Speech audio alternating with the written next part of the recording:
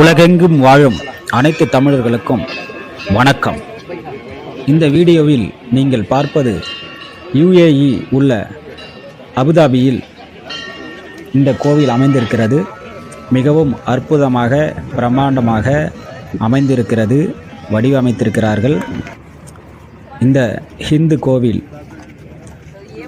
பார்ப்பதற்காக UAEயில் உள்ள Abu Dhabi, Sharjah மற்றும் பல இடங்களிலிருந்து பார்க்க வந்திருக்கிறார்கள். UAE நேஷனல் டே விடுமுறை நாள் என்பதால் கூட்டம் அதிகம் அளவில் வந்திருக்கிறது.